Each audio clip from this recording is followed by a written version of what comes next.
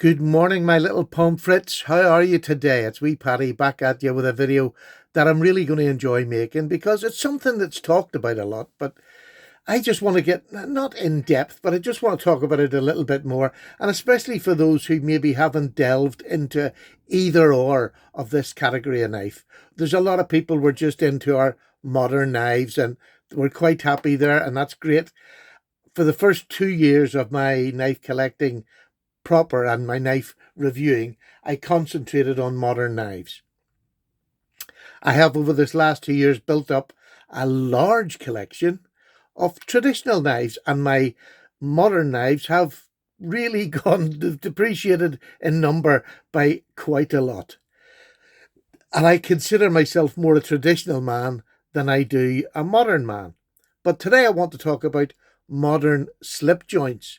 And I'm not going to call them traditional slip joints because to me, most of them don't look anything like a traditional slip joint. They're just a modern slip joint. This is a traditional slip joint.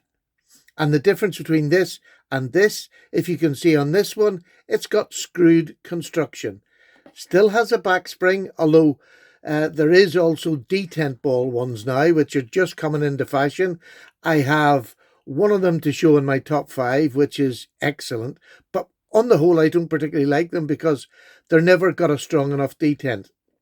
Now, with a traditional knife, it's all pin construction. So you can't take it apart. You know, it comes like this and it's like this forever. What you can do if you get a bit of blade wobble and it's annoying you, it's a bit more than what you're acceptable, wrap a bit of leather around here, put it on something solid and hit it with a hammer, and that will tighten up your play so that you don't have it anymore. That's one option. But most of the time, a good slip joint will just stay like that for the rest of its time. This just happens to be a case that I wanted to show you.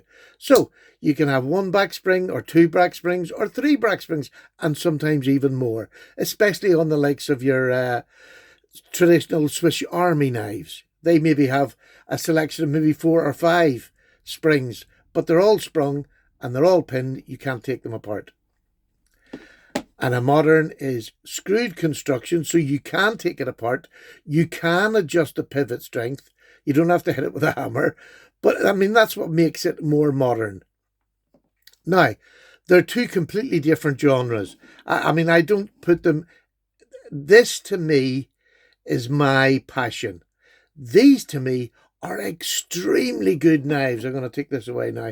This, to me, is an extremely efficient way to make a slip joint. And to be honest with you, I do love them. I don't have a whole lot of them, but my top 5 are made up of a wide variety, a wide selection of them. I say this one is brand new to me. This is from Collector Knives. And if you can see that blade shape, you might understand, if you've been on my channel, why I would like this reverse tanto with a deep swedge on top and a flat ground. Look, let's not horse about. That's why. My favourite knife of a user knife is the Benchmade 940. I think it's just an all-round, absolute belter of a knife that'll last you a lifetime. This, I don't think is going to be any different, but it does unlock. Now, I live in Europe. I live in the UK. Our knife laws are archaic, but there are knife laws, so you have to work within them. And to be honest with you, I'm not buying any of these that are over 3 inches in the blade anymore. I've got one and it's in my top 5 and it will probably stay there because I genuinely love it. It's a great knife. But most of the ones I'm buying now are under 3 inches. It's keeping within the law because I want to carry them more. I want to carry these all the time. I've nearly completely stopped carrying these. Now, down around the caravan, yes, by all means, when I'm doing work, I'll do it down around here, but that's legal. I want to be able to carry most of my knives when I go outside and not have to think, is this the right size? So, let's get into it. There's a full review coming on this once I've done the testing on it, but it's M390. It's Mike Latham over at Collector Knives who gets the Italians to make him an excellent product. They're just stunningly made. This is no exception. Lovely rounded. Well, I'll get on to that. Let's start with my top 5 before this gets into a marathon. I'm going to bring in at number 5. It's another Italian-made knife. This is a lionsteel, and this is the gitano, and it's a copy of a Spanish Navaja knife. Not a copy. It's a similar version to the Navaja. It's got an easy enough pull from here to here, maybe a 6. That is about an 8. And wow, again, if you know my channel, you know I love a clip point. This is one of the prettiest clip points out there. The grain, oh gosh, my head goes. Why is it when I make a video my head goes? The lines on the grinder, the grind lines, that's the word I'm looking for. But the grind lines on that blade and the lovely, lovely finish of this knife. They're rounded over right up to the spine of the knife is rounded over. Now, this is a bit cheaty if you want to be honest, because you can't see if there's gaps or not. And there will be on most of them, there's little gaps. But this is a clever way of the modern way of doing a back spring that doesn't have to be completely, like we all complain when we get a modern knife, if there's a little gap in it. I can guarantee you if I look through this, I'll see gaps. But because the spine is rounded with that Italian flair, you don't notice if there's any gaps, and they don't make such a difference. So that's the reason I believe the Italians do that. It's a great reason, and it's a modern way of getting over a problem that annoys a lot of traditional knife collectors. But this is a beautiful... Now, this is a Nilox, which is not a steel I knew much about. I'm not a metallurgist, a metallurgist. I don't know anything about knives, about blade steel or knives. But, I mean, it seems to be a really good... I'm thinking probably somewhere between VG10 and S30V, roughly. It holds a fairly good edge. It holds a really good edge, actually, for a fairly long time, but I haven't put it to a huge test. I've used it. It's lasted me all day. That's it. It's good enough for me. The thing about this knife is you have nearly no fears that this is going to close on you. Listen to this. That just takes some effort to do. Beautiful knife on a great back spring that is strong enough to make this a heavy use work knife to me. So that's number 5. And the reason it's number 5 is, sorry, I should have said that, the blade length, if I put that to there, the blade length is nearly 3.5. The cutting edge is just over. Now, I could put a choil here and maybe get away with it, but I just don't want to ruin the knife. It's such a beautiful knife. I'll often take this knife out at night and just sit and hold it and admire it, because I just think that clip is one of the nicest out there. Got a half stop too, which you need with such a strong back spring. Now, that's about £100 for that knife. Here's one at £35. This is in micarta. It's quite a hard micarta. It's a £35 knife, let's be honest. Let's just keep it real. This is a lovely brown micarta. A lovely back spring, which is firm, but not over firm. But for everyday use and tasks, absolutely fine.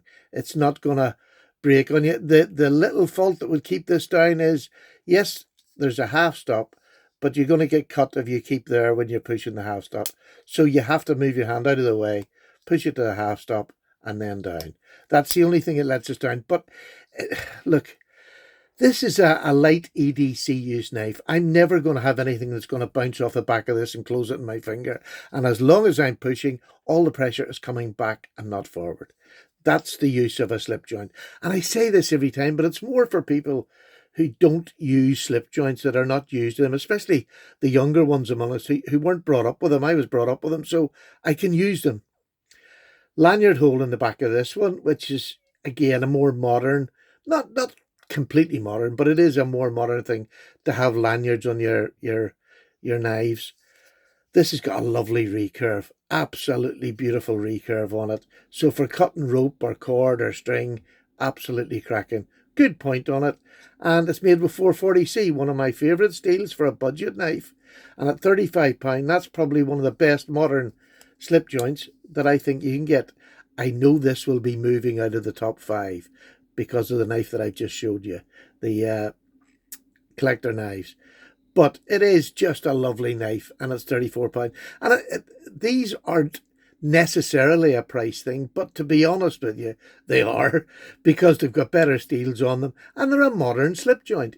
So if I'm going to go modern, get the modern steels, and the better the steel, not the better the knife, but if the knife is good and the steel is good, well, then you've got both things at once. So that's number 5. Number 4 is this one. And this is the Benchmade Proper. The weakest back spring of any knife slip joint that I have, basically. But I just love the knife. And this is a heart over the knife itself. It's really well constructed. The only thing wrong with it is an incredibly weak back spring, which I thought they would have changed over the second and third and fourth iterations, but they didn't. They've just kept it the same. So, it can never get top marks, but for me, I like it, and I'm used to a slip joint, but that will break at the drop of a hat. It takes nothing. It really just breaks at the drop of a hat. But because I know how to use a slip joint, but it's not something, I wouldn't give this to my grandchild to use, because I wouldn't feel comfortable with somebody who's inexperienced using this. And to get experience, you have to use them. So I'm not cutting my grandchild's fingers. Sorry, my mouth is everywhere this morning. But this is a lovely knife. S30V. It looks special. This is the top of the range of the propers. So it's more expensive. But they come in about 140 for a normal proper. Lovely, lovely knife. I do enjoy it, except for that very weak back spring I wish they would fix. The next knife is one I've done a review on recently, and this is the Tuya knife, Mass. Martin Anigan, a European knife maker, designer. He has a custom model of this. This is very close to custom. The most gorgeous hollow grind in this knife, M390. Just a beautiful, beautiful knife. But this is a detent, and it's the first detent that I can actually say I genuinely love. I can push as hard as I like there, holding on there, and I'm not going to break that knife. It's just gorgeous. It has a double detent, so it'll break here, goes to the half stop, and then fully. A stunningly in ironwood, so it has all the materials you want for a modern need. We have this need to have super steels, but I'm like everybody else. I want the best that's out there for my collection, and this is one of the best. Absolutely Tuya knife, beautifully made. Dave Warren over there at Tuya sent this to me for review. It's in ironwood. It's got M390. It's number 3 on my list. That's how good I believe. Sorry, this is number 2 in my list. I've probably got all them numbers wrong, but I'll set them ideas anyway. And the last and the best that I have in my collection is this. This is the Hinderer slip joint. I put the little, it comes with this little stud, for opening one hand. This is a beautiful, incredibly safe, the safest knife as a slip joint that I have. It is just perfect. This forward choil, the handle grip, it ain't closing on you no matter what you do because your finger's there. But this is a stunning knife. This is Rick Hinderer at his best. And even if I hold down here and close the knife, it's not going to get me. So he thought about absolutely everything. And again, kept the blade just under 3 inches.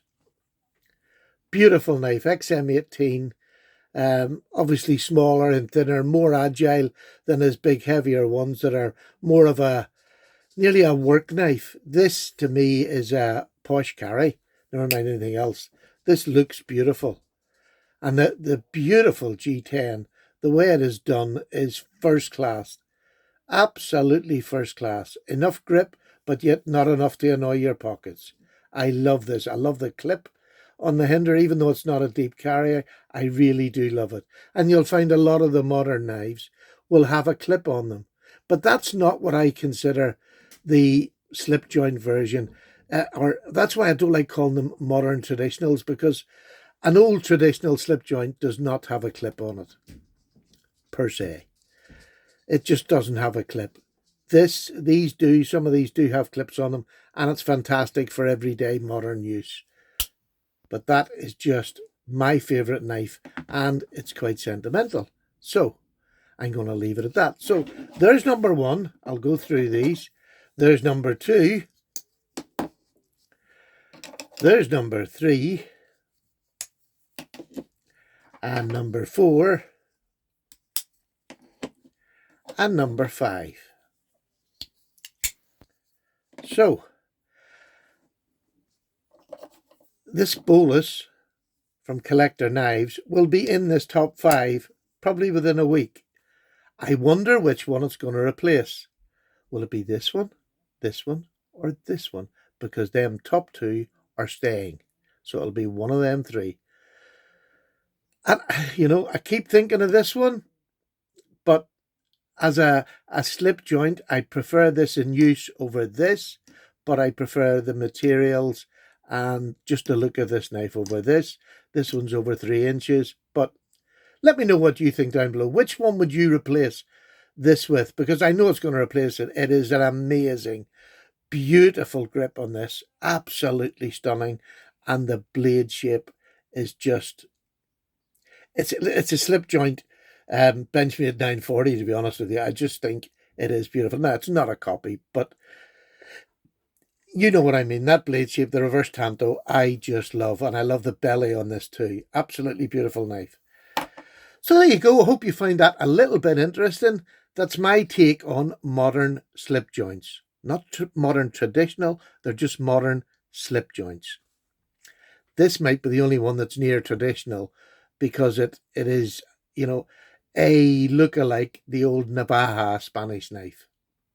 There you go. What do you think? What's your opinion? What do you consider a modern slip joint? Take care. Paddy's away. All the best. Bye-bye now.